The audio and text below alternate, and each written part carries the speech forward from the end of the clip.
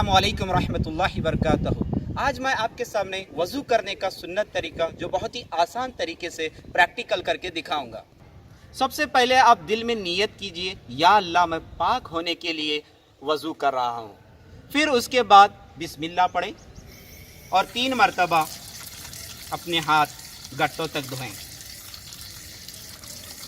फिर उसके बाद नल की टोटी बंद कर दें। उसके बाद हाथ उंगलियों का खलाल करें, इस तरह से उंगलियों का खलाल करें। फिर उसके बाद मिसवाक करें। मिसवाक पकड़ने की सुन्नत इस तरह से है, ये 3 उंगलियां इस तरह से पकड़ें, तो इस तरह से मिसवाक पकड़ने की सुन्नत है।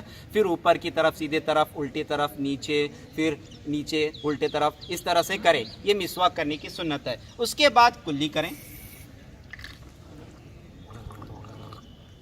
हाँ, अगर आप रोज़े से हैं तो गरारा नहीं करना चाहिए। उसके बाद इसी तरह से ये 3 मरतबा कुल्ली करें। उसके बाद फिर नाक में पानी चढ़ाएं, चुल्लू भर के ले लें, थोड़ा सा ले लें पानी, नाक में पानी चढ़ाएं। यहाँ तक पानी चढ़ना ज़रूरी है। और उल्टे हाथ से नाक साफ़ करें, इस तरह से, और छोटी उंगली से नाक साफ़ करें। ऐसा 3 मरतबा करें। फिर उसके बाद चेहरा धोएं।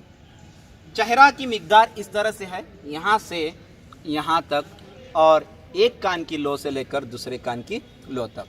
इस तरह से मैं आपको 1 मरतबा धोकर दिखाता हूँ।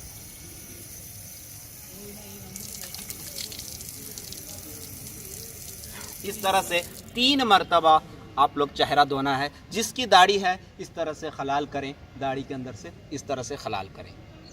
तो फिर उसके बाद अपने सीधे हाथ को धोएं, 3 मरतबा धोएं।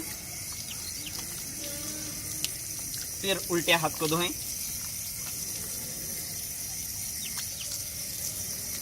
फिर उसके बाद मसा करने का तरीका देखिए।